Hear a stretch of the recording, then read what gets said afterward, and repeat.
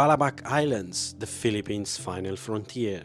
These magnificent islands where you will feel that time stands still and you will often forget exactly where in the world you are.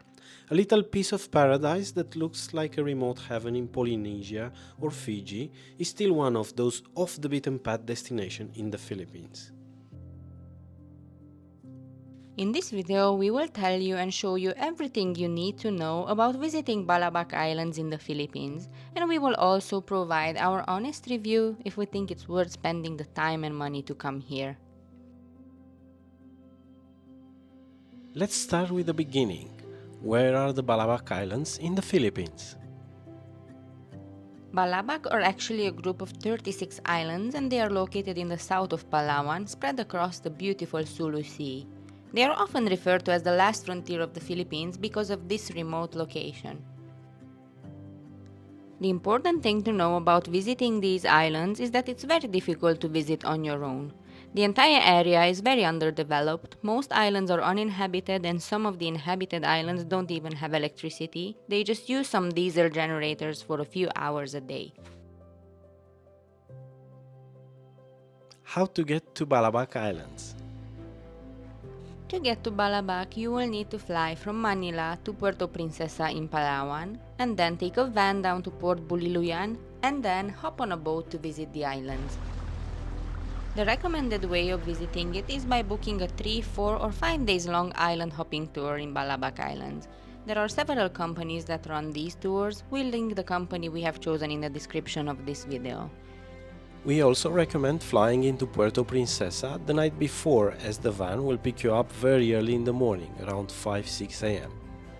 You can book your own van transfer to Port Buliluyan, or the Balabac tour operator can do it for you. Accommodations. Because we have chosen the organized island hopping expedition, we had the base camp included in the price we paid for the tour.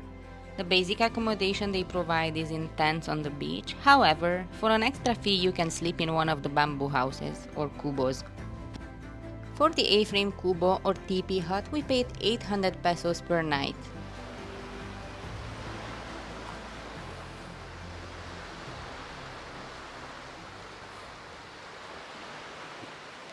Very good morning, guys. So we thought now on our last day we will show you the campsite. Okay, so the surroundings are really nice between the palm trees. And these are the teepee huts.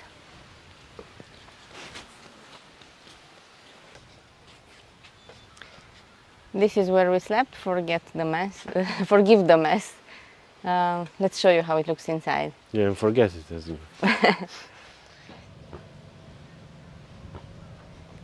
Ta-da! Come to our crib. Yeah, so forgive and forget the mess. We're still packing. As we mentioned, this is our last day. So this is where we slept in. Okay, I won't close it now because I don't want to break it. So that's where we slept inside. There's not an air mat, a regular mat and 2 pillows and so on. A bit more fresh air on the other side. And then you have a fan. 2 actually, but only one was working. The second one was. This one was not working, but anyway, the fan is gonna work up to 10 p.m. when you have the electricity. Yeah, there you have the natural alarm clock.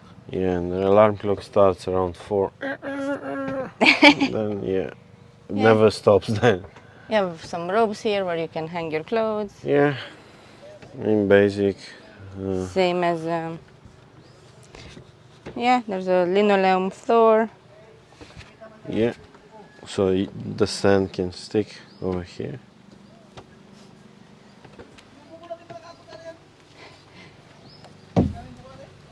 Yeah, so there is a generator, and from 6 to 10 you will have electricity. You can charge your devices and so on.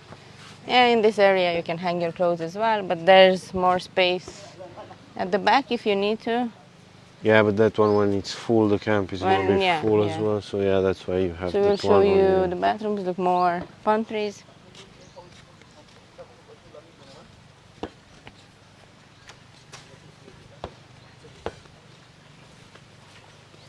Everybody plays basketball. Yeah, so they're washing the tents, probably a big group coming in. So there are 4 shower/toilets. One of them is only a shower, so 3 of them are with toilet as well. Basic. So we have a toilet,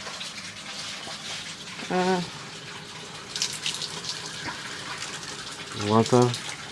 water, and there's the Towel. every Filipino household has one of these. The well-known tabo. So Yeah, the water goes into the bucket. yeah, so you can either use a tabo to have a shower, or if you're good at squatting, you can have a shower under the what was it called? Oh, there's the water running. Yeah. Okay, so this is the grill area. And they're using cocoa. Yeah, in the Philippines they make charcoal out of coconuts.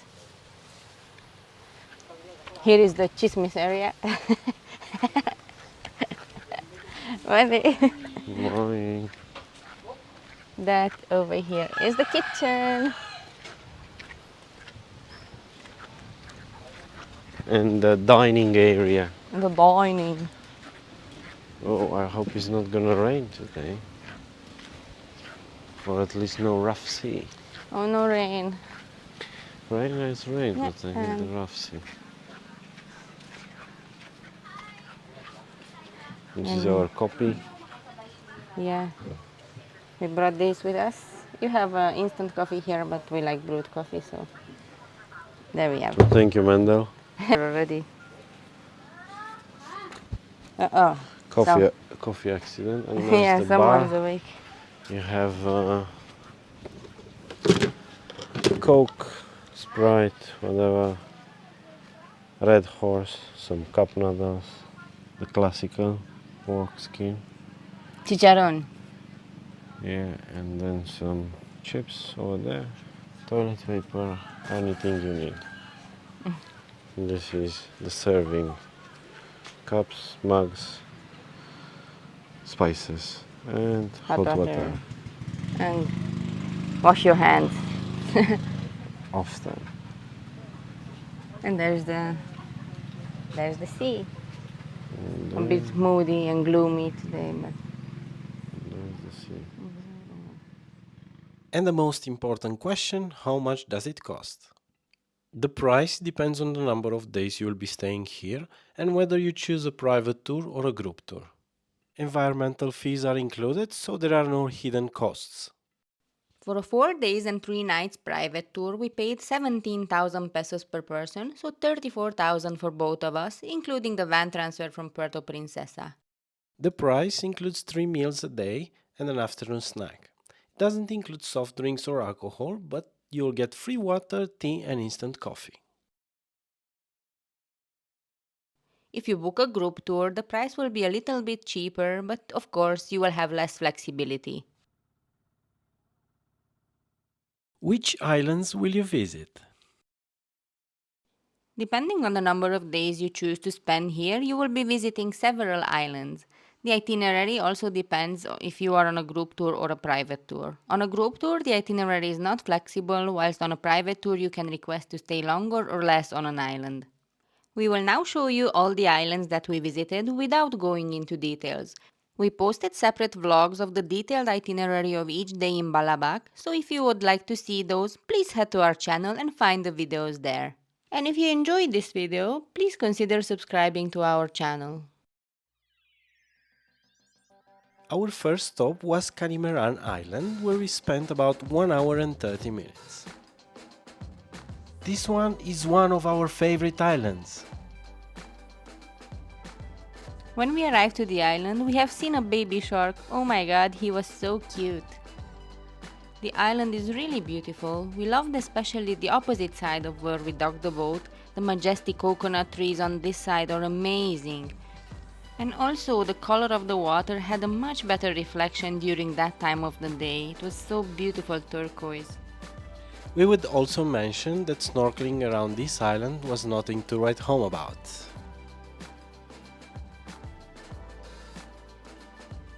On this island you could see some damage after Typhoon Odette, with many coconut trees fallen in the sand and sea, and also some plastic washed ashore. The second stop of the first day was Patawan Island, or Dolphin Island in English. It bears this name because of its shape, which looks like a dolphin from above.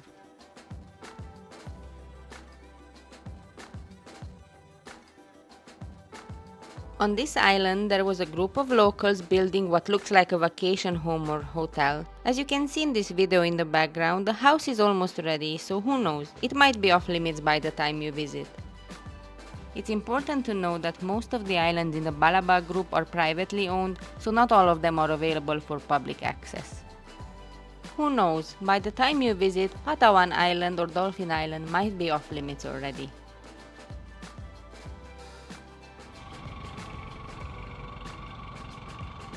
After Dolphin Island, we embarked on a 2.5-hour journey towards Punta Sebaring, our base camp on the much larger Buksug Island.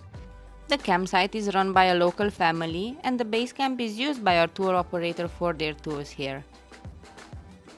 On day 2, it was finally time for everyone's favorite island in Balabac.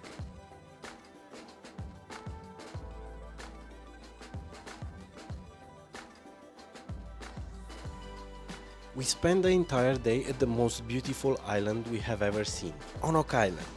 Onok Island is about 2 hours boat ride away from Punta Sebaring base camp, so we spent about 4 hours traveling back and forth and 5 hours on the island. There are so many things you can do on Onok Island that really you don't have time to get bored. You can spend some time between the palm trees if you prefer shade, or you can stay near the pontoon area. There are about 7-8 resident turtles that hang out around the dock. They are really pretty, but please don't get close to them as they get easily scared, so they will swim away.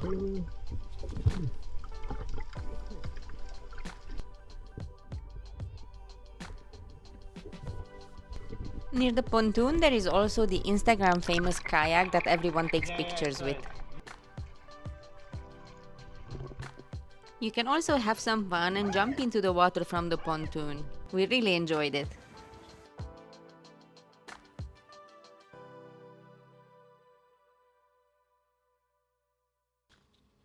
Our favorite part of the island is at the southern side with the inclined coconut trees and powdery white sand.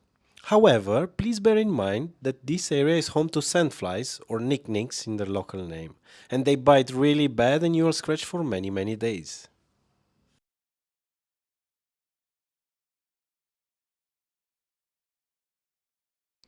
If you visit during low tide, you'll be able to walk on the sandbar near the pontoon.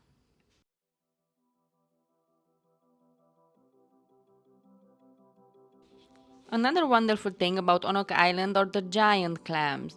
You need to make an effort to swim out to the sanctuary and there can be current, but they're so worth it to see these beauties.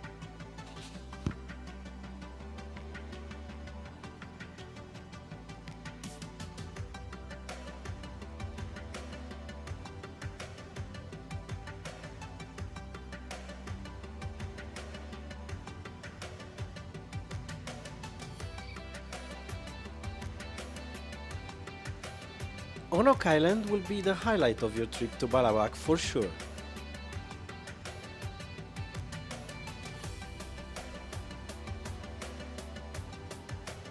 On day 3 we had 4 stops, so let's start with the beginning. Starfish Sandbar or Candamaran Sandbar. There are actually 2 sandbars near Candamaran Island where you can see hundreds of chocolate chip cookie starfish spread across dozens of meters.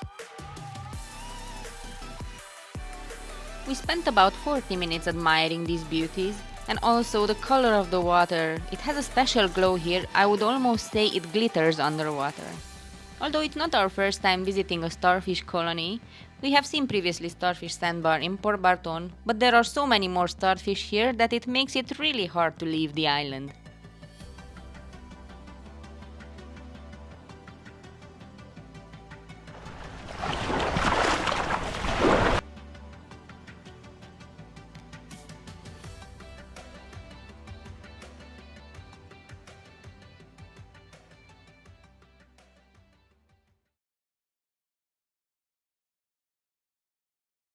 so it's a pretty big island.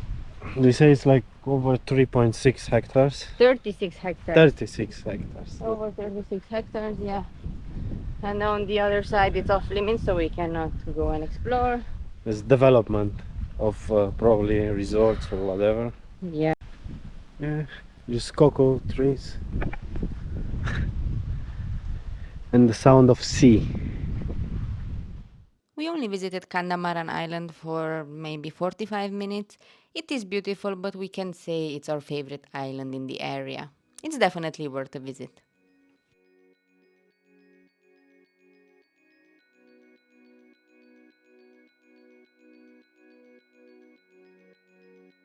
Kanabungan Island is the largest island we visited on our island hopping trip in Balabac.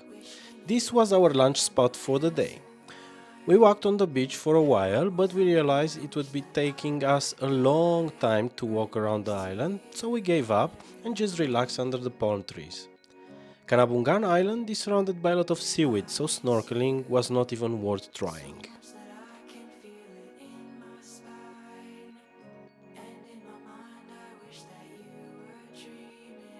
The main beach on the island has a nice swing on a coconut tree for your Instagram photo shoot.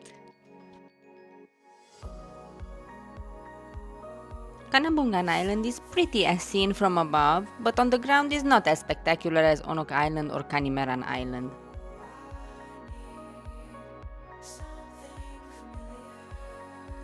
After the second island we were meant to visit a sandbar, but unfortunately it was high tide, so the water was too high. So next we moved on to a snorkeling spot, but as mentioned previously guys, snorkeling in Balabac is not as beautiful as in Dinapacan or around El Nido, but it still was a good experience. Sadly, we have seen a lot of broken coral. As some of our subscribers messaged us, it seems dynamite fishing is the reason why the coral is dead.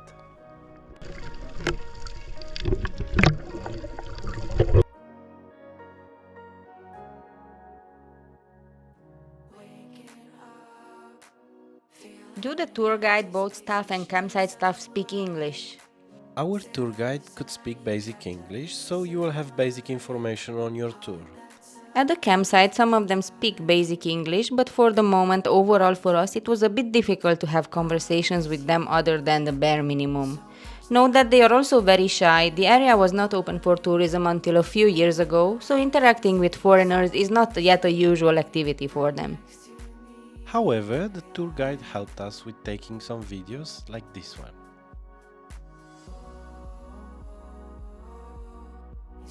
What's the food like?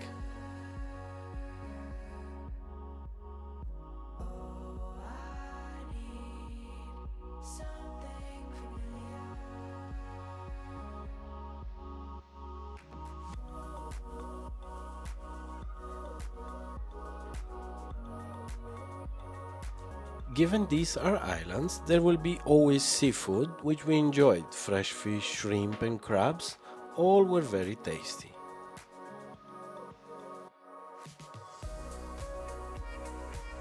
We had no issues with the food itself, but we missed the diversity as the meals were really repetitive. We discussed this with the tour operator that in our experience it didn't take in consideration the fact that foreigners, for example, can't eat rice 3 times a day for 3-4 days in a row, and especially not for breakfast. Since this is our last island, we thought we would give you some fresh in the moment review. We will think about how much we will post of it or not, because now obviously we are still in the moment. But yeah, especially if you are a foreigner and you book this tour With this company, I don't know. yeah, with any company, just to make sure, and especially if you book a private, to make sure you 100% tell them your food preferences, not just your allergies, because what we've done, we just told them we don't have allergies and we prefer not to eat pork. All the boat tours we've done here in the Philippines and in Palawan specifically have always been super delicious. Both the day tours in El Nido, the tour we've done in Port Barton, and the identical expedition in Dinapacan, so the one between El Nido and Coron. The food was absolutely amazing. Not a single bad word we can say about it. diverse and yeah, Yeah, full of always veggies, full of veggies, a lot of fruits, fruits. and always changing. But here, also the story like last night we told our guide. Yeah, Lisa. just get us some chicken or something or other kind of fish besides the chicken fish. Yeah, well, we told we can have tuna or lapu-lapu or whatever. We will eat the fish, but just give us a different one, not three Not the times the same same. one. Same cook, Yeah, just grilled. or if And not, yeah, just get some chicken, and then we asked, can we have any kind like pancit noodles instead of rice, because we do eat rice, but yeah, plastic everywhere. But you need to understand that us foreigners, I mean people who don't live generally in Asia, we don't eat three times rice per day. If Yeah. we would get constipated. Usually we eat rice when you have a a bad problem, stomach, a bad yeah. stomach, yeah. yeah, we don't want to look like we are fuzzy about. Yeah, about the food. We're not fussy at all, and we're not like some food-driven maniacs. No. Do we recommend doing the tour? Having experienced the 4 days and 3 nights island hopping expedition between El Nido and Coron in our previous visit to the Philippines, which we absolutely loved by the way, this time we really wanted to do the same in the more remote islands of Balabac.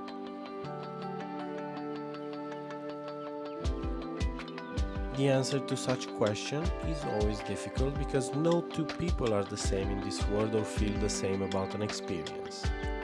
We already had previous similar experience. Our honest opinion is that it's worth it. You need to be aware from the beginning that this is an experience probably outside of the comfort zone of most of us. This is not a hotel resort and there are bare minimum facilities. Just to remind you, in the basic price, only sleeping in tents is included, which we personally only enjoy in the mountains where temperatures are not so hot and humid overnight. Us personally wouldn't sleep in a tent on the beach if there's another option. Despite the little inconveniences around the food, which was tasty but very repetitive, we absolutely loved the experience and would definitely do it again. Was it worth paying for a private tour? For us, yes, because it gave us flexibility to create this content without feeling bad that the other people are waiting for us, and it also allowed us to have time for ourselves to enjoy more. If you have a group of friends you can come with or choose a joint tour like we did in Linapacan, we are sure you will have a lot of fun either way. In the base camp, we would have loved to have other people so we can chat in the evening. In Balabac, we loved the remoteness of the islands and the white powdery sand, but we missed the diverse sea life that we so much enjoyed in our previous island hopping expedition in northern Palawan. We hope this guide is useful if you're planning or wondering if you should do this adventure. If you enjoyed this video, let us know in the comments below, and please consider subscribing to our channel to see our future videos.